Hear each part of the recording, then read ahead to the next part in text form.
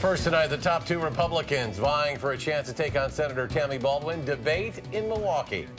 And how Sauk County is hoping to attract more millennials to the downtown Baraboo area. And later, caught on camera, a Wisconsin deputy hit during a traffic stop by a suspected drunk driver. That video just ahead. This is News 3 at 10. Thanks for joining us tonight. We are less than 2 weeks away from the primary election here in Wisconsin. And tonight, the Republicans hoping to unseat U.S. Senator Tammy Baldwin, going face-to-face in a debate held at UW-Milwaukee. President Trump has yet to endorse anyone in this race, but both Kevin Nicholson and State Senator Leah Vukmir, the front-runners in the race, are standing by the president. We have moved the conservative ball down the field. We are not establishment Republicans here in Wisconsin. We are activist Republicans. We know how to get things done. Now, Kevin Nicholson, who has spent his life outside politics working as a management consultant and serving in the military, says his outsider approach will lead to results in D.C. We need people running for the United States Senate that have lived a life outside the lines, that understand that the problems in Washington are outside the lines. $20 trillion in debt. Not a chance. We're probably closer to about $100 trillion in debt if you're honest about our healthcare obligations. These problems are seismic. They are war. The winner of the August 14th primary will advance to face Senator Baldwin in November. The Democratic Party of Wisconsin is responding to tonight's debate. They say in part Tammy Baldwin does right by Wisconsin, whether it's standing up to the president of her own party or working with the president of the opposing party. Leah Vukmir and Kevin Nicholson would be rubber stamps for Donald Trump's agenda. Other big races you will see on the primary ballot: Republican and Democratic primaries in the 1st Congressional District. That's Paul Ryan's district. Democratic primaries for governor and lieutenant governor, and Republican and Democratic primaries for state treasurer and secretary of state. Again, the primaries are on August 14th. New tonight at 10, a new poll shows Governor Scott Walker trailing in a hypothetical gubernatorial matchup with State Superintendent Tony Evers, 54 to 41%. The poll done by NBC News and Marist shows just 34% of registered voters in the state say Governor Walker should win re-election in the fall, while 61% say a new person should be given the chance to lead the state. Also new tonight at 10, the White House says the remains of American service members killed in the Korean War are on their way back to the United States. Right now, 65 years after American involvement in the war ended. It comes after President Trump's meeting with Kim Jong-un last month in Singapore. Last night, we told you about a group of conservative lawmakers introducing a resolution calling for the impeachment of Deputy Attorney General Rod Rosenstein. They accuse him of not being responsive enough to their request for documents about Special Counsel Robert Mueller's Russia probe. Today, several lawmakers have come out against that idea, including the Speaker of the House, Paul Ryan. Do I support impeachment of Rod Rosenstein? No, I do not. I don't think that this rises to the level of high crimes and misdemeanors, a really high standard. With several lawmakers distancing themselves from the resolution, experts say it is unlikely there will be a vote on it, even less likely it will pass if there is. Next at 10, Sauk County working on a new way to attract a younger generation to downtown Baraboo. They have a proposal that would change housing in the area. Amy Reed spoke with the man behind the project. She joins us now to tell us how it would work. Amy? Yeah, this proposal is still in the early stages, but if it does go through, the county could offer small loans to homeowners and businesses to add in mother-in-law style apartments close to downtown. The mastermind behind this said this will bring in more millennials to a downtown they're already proud of. Vintage-inspired home decor. Jennifer Lovelace has turned her shop into a home. In the work she sells, We refurbish furniture. and the work she puts in. This was old, ugly carpet. Her shop is one of a few on Baraboo's downtown square, a prime location for her home decor and for a place to live. We are in a very challenging time where housing, and especially affordable housing, has become a critical issue for young people. That's something Peter Vidro hopes to fix. He wants to offer businesses and homeowners a small loan, which would help people turn spaces like the attic of a shop or a piece of a home into mother-in-law type apartments. Perfect, he says, for a younger generation to move in. All of the economic reports indicate we're going to lose 15 to 20% of our population as it ages out. And so in order to be vibrant as a community, we have to replace those. This could have been an adorable apartment. However, we already had plans for it. It's a little too late for Jennifer, but she doesn't think it's a bad idea, bringing in new people to live and to shop. To her, it's just a way to invest in a town worth investing. It's just a wonderful area, so I would think business owners would want to have all the help that they could get. The Economic Development Committee is planning on talking about this more next week in a special session, but Vero told me that they wouldn't have the funding for it before January of next year. Amy Reed reporting tonight. Amy, thank you. Let's get a look at your forecast now. Meteorologist Dave Caulfield is in the Weather Center. Dave? Charlotte, it is another fantastic night outside with temperatures in the 50s, low humidity, very comfortable, great sleeping weather on the way. And better news on Doppler track, those sprinkles and showers are coming to an end as they enter southern Wisconsin, so we don't need to worry about them. Tomorrow, a couple of showers are possible, but mostly close to Lake Michigan. Downtown Madison on the Edgewater Skycam, looking at mostly clear to partly cloudy skies. Right now, 64 degrees. Calm wind and that dew point comfortably in the mid-50s. 63 in Lone Rock, 61 in the Dells, already into the 50s in Camp Douglas, 63 in Janesville. That's about 10 to 15 degrees cooler than this time on Wednesday, so you'll notice that difference as you step outside the door.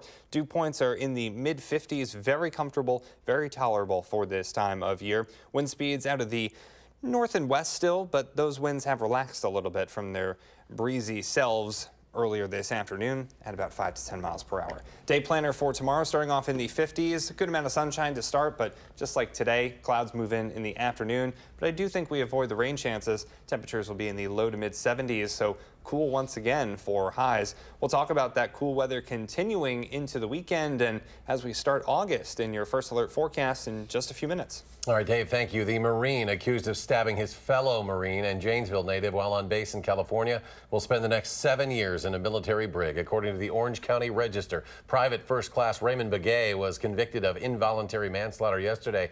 This stabbing happened January 16th at Camp Pendleton. The victim, 18-year-old Ethan Barkley Weberpaul, grew up in Janesville, attended Parker High School. Milwaukee police have identified the officer killed in a shooting yesterday. Michael Mahalski, a 17-year veteran of the force. The police chief says he was loved within the department. A suspect is in custody. 30-year-old Jonathan Copeland Jr., police say, has an extensive criminal history, including drug and gun violation. Stephen Pyrus, the man convicted of killing his wife and blowing up their West Madison home to try and hide it, will be back in court tomorrow, where a judge will decide if he will ever get out of prison. Pyrus pleaded guilty to his crimes earlier this year. He was sentenced to spend at least 20 years in prison, but as a part of the plea agreement, he may be eligible for supervised release. A judge will decide that tomorrow afternoon at a hearing scheduled for 1:30. A man is behind bars suspected of driving drunk after he crashed into a Wisconsin squad car overnight. Here's video from the deputy's body camera as well as his squad car at the moment of impact. The Winnebago County Sheriff's Office says a 60-year-old Neenah man hit the squad on I-41. The deputy and two people in that driver's car had minor injuries. We'll check out this wild video. This is out of Wichita Falls, Texas. Eyewitness video capturing a daring escape attempt along a highway yesterday. That's a man riding on the top of a squad car. Reports say he had kicked out a back window, climbed on top of that vehicle as they were driving. When other police arrived, the 31-year-old suspect hopped off, tried to run away, only to be arrested immediately. Papa John's Pizza is getting sued by Papa John himself. Founder John Schnatter was ousted as chairman of the board recently after using the N-word on a conference call with a marketing firm. He filed a lawsuit in Delaware today seeking to inspect company documents. Schnatter still owns 29% of Papa John's stock. Facebook today with the biggest wipeout in stock market history. Shares plunged 19% after executives warned that revenue growth would slow as the company focuses on user privacy. According to Thomson Reuters, the sell-off vaporized about $119 billion in market value. That is the biggest single-day loss for any public company in stock market history. Thousands of dollars was expected to be raised today at the Ella's Deli auction. The final items of the iconic East Side restaurant were sold today, including the outside lettering, the mini carousel, and an old-fashioned custard machine. No word yet on that final dollar amount. Still ahead tonight, more unseasonably cool weather this week. Dave will have your updated forecast in just a few minutes. But first, a UW-Madison student not letting his rare blood disorder stop him from pursuing his dreams. This News 3 exclusive is next.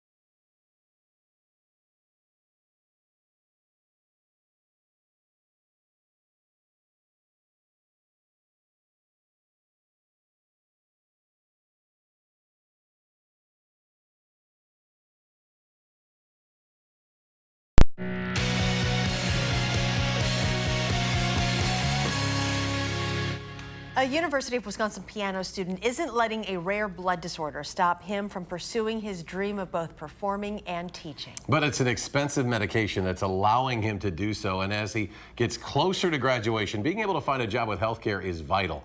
Amanda Quintana has the story only on News 3.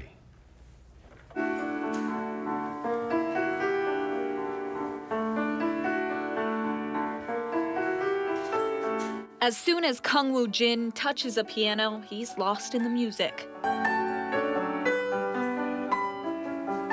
He's confident, calm. With each key, that passion flows through his veins.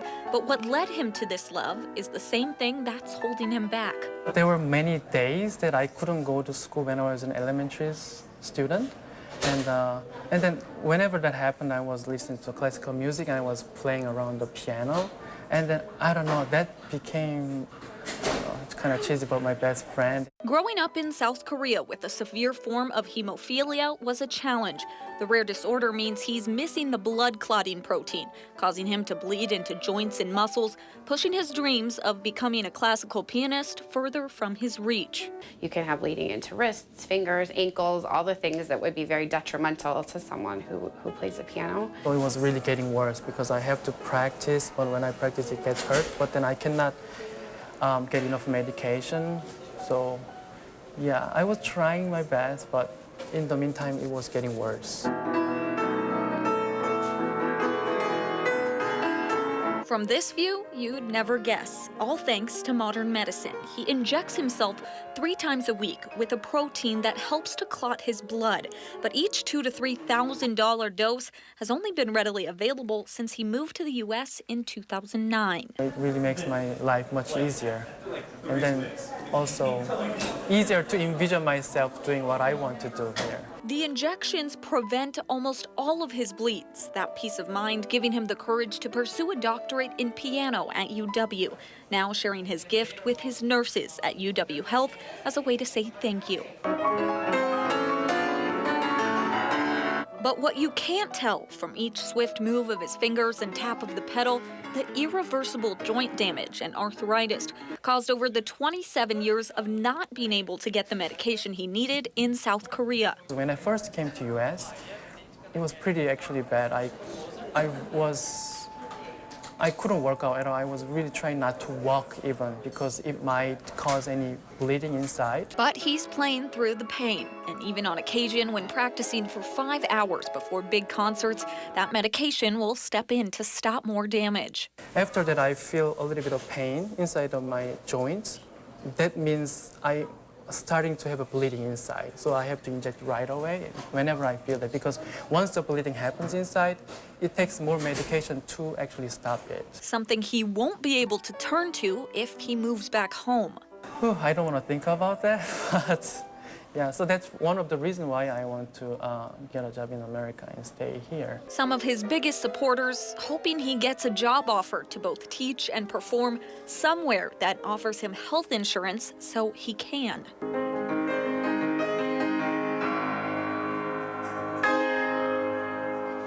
Certainly there's a risk for letting this disease kind of control your life and just setting up barriers, and he hasn't let that happen.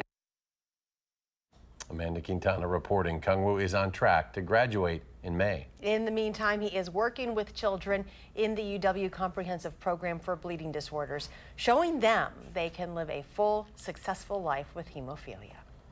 And we turn now to your forecast. Meteorologist Dave Caulfield joining us. It was a little cool out there tonight if you had a chance to get outside. A lot of people like that, though. A little taste of fall. Yeah, nice sleeping weather, too. Just really comfortable outside with dew points in the 50s. Temperatures approaching the 50s in some spots already tonight. Doppler track showing the showers from earlier on really fading away as we head into tonight. So really no threat of any raindrops for southern Wisconsin as we head into tomorrow. But we did see the sunshine. We did see a little bit of cloud cover as well this afternoon. Valerie sends in this photo of the sunset tonight in Castle Rock Lake. Love when the clouds kind of obscure the sun. You get those beautiful hues of orange and pink in the background. Thanks so much for sending this in. Our time lapse in Madison started off with a lot of sunshine, but you saw those clouds build in all because of an upper level low that is nearby enough to maybe give us the slight threat of some showers and storms. None really visited Madison today, and I don't think that we're going to get any tomorrow either, but the clouds may be back with us, especially during the afternoon once again. Not too many clouds right now in downtown Madison, but we are seeing those partly cloudy skies today. High up to 75 degrees. Normal is 81, so about 5 to 10 degrees below where we should be for this time of year. And that's pretty significant when you consider that this was such a warm month, at least to start, and we've actually seen kind of a flip in that pattern, especially over the last week or so. More cooler than average days compared to warmer than average days. It is a little bit on the slight side, and overall the month still running about 2 degrees above normal. But we'll see over the last 5 days if we can get that number a little bit closer to even. We'll see. Temperatures right now are in the low to mid 60s and upper 50s, 64 in Madison, 60 in the Dells, 58 already in Camp Douglas, and down to 61 in Janesville. Dew points in the mid 50s, very comfortable. Really not worried about humidity until maybe we get into next week, which is good news for late July. Wind speeds, nothing like their former selves this afternoon, because right now they're pretty light out of the north and west at about 5 to 10 miles per hour at their strongest. High temperature trend showing the below average temperature trend is continuing into much of the next 7 days. The only exception, we're close to normal on Wednesday when temperatures could eke into the 80s, but cold front comes through on Thursday, knocks us back down into the low 70s. Tonight, partly cloudy and cooler with temperatures in the mid 50s. Tomorrow, We're in the low to mid 70s once again, partly sunny and pleasant. I don't think we need to worry about rain tonight or into tomorrow morning or afternoon as well, but partly cloudy skies will still be with us for much of Friday. We'll see a good amount of sunshine as well, with temperatures in the low to mid 70s. Saturday, maybe some changes on the way because a low pressure system gets close enough to us to spark some shower chances and storm chances, especially late on Saturday and into Sunday and Monday. But precipitation potential almost nothing right now. Now that changes a little bit into the start of next week. Your 7-day forecast showing 70s continuing for much of the next week to week and a half. A couple of 80-degree days in there, but really as we start August, we are looking much cooler than normal. But if you're a fan of the warmer weather and saying, oh no, has summer passed us by? I don't think we can say that yet, especially into the second week of August. Looks like some warmer temperatures could come back for some of us, so we'll have to wait and see. All right, thank you. Thanks, Dave. Aaron Rodgers does not have a new contract yet, but it's not bothering him one bit. The story coming up in sports.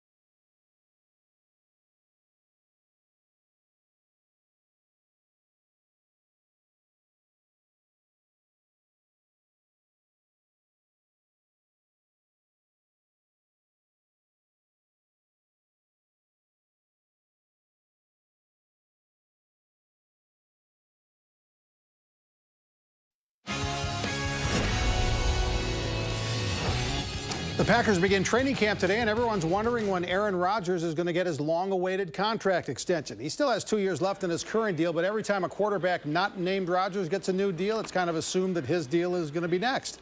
Rodgers will certainly be the highest-paid quarterback in the NFL until the next big contract comes along, but he doesn't worry about what the highest paid is all about. He's grateful for what he'll get. Living with that type of money is very, it's a privilege. You feel blessed when you sign those type of deals. You're very fortunate. I feel fortunate to play this game. I get paid really, really well, and the team has invested a lot of money in me and trust in me, and I got to repay that by good play. The Bucks' new home finally has a new name. It'll be the Fiserv Forum, as the Brookfield-based financial services firm has a 25-year deal for the naming rights for the new arena and for the Bucks and Marquette basketball. Bucks president Peter Fagan said he started talking with Fiserv about a naming rights deal a couple of years ago, and it ended with a 25-year agreement to call the Bucks' new arena Fiserv Forum. The All-City Swim Meet begins at Monona Pool today. There are 13 teams, over 2,000 swimmers, over 4,000 events over the next 3 days. One of the best swimmers is Monona's Ben McDade. He won more WIA state titles than anyone. He'll swim at Indiana starting next fall. He sets a city record in the 200 IM today. And a first for the All-City Meet, too. The first ever 25-meter adaptive freestyle as part of the league's partnership with Special Olympics and the Unified Swim Program. An important program, and it sure got a great reception today. More preliminary races tomorrow. The finals are on Saturday. The Madison Mallards back from the All-Star break. They're looking for their 9th straight win tonight. They have just taken an 8-6 lead over the Rockford Rivets. They're now playing in the top of the 9th inning. The Brewers made a trade today. They acquired relief pitcher Joakim Soria from the Chicago White Sox for minor league pitchers Cody Medeiros and Wilber Perez. Soria had 16 saves with the White Sox this season. And Orlando Arcia back up from the minors as the Brewers begin an 8-game road trip tonight in San Francisco. They get a run in the top of the first inning. It's Christian Yelich with a productive out. Ground ball to first, scores Eric Thames. 1-0 Milwaukee. But the Brewers get 2 off Wade Miley in the second. Steven Duggar with a run-scoring single for the lead. They're in the fourth now. It's the Giants 2 and the Brewers 1. And at Wrigley Field, the Cubs were trailing Arizona 6-4 in the 9th, but David Bodie hit a 2-run homer off Diamondbacks closer Brad Boxberger to tie it at 6. Then Anthony Rizzo, playing in his 1,000th game for the Cubs, hit a solo homer 453 feet. That's the Cubs' 33rd comeback win of the season, most in the majors. Final score, Cubs 7, Diamondbacks 6. The Cubs also picked up pitcher Cole Hamels in a trade with Texas tonight. And the first round of the Madison Men's City Golf Championship at the Meadows of 6 Mile Creek, Derek Meyer, the only guy to break par, 2 under par 70 for Meyer, who leads Austin Braska, P.J. Nolke, and Brady Thomas by 3 shots. Round 2 at Odina Hills tomorrow, and we'll be right back. It's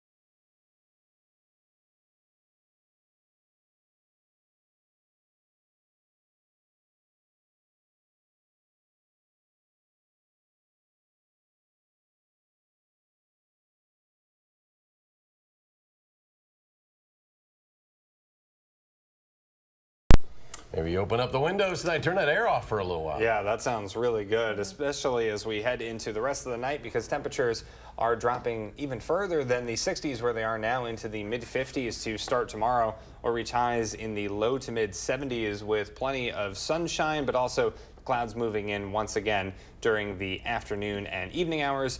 For the 10-day forecast, 70 sticking around until the middle of next week with plenty of chances for showers and storms. Dave, thank you. And thank you for joining us for News 3 at 10 tonight.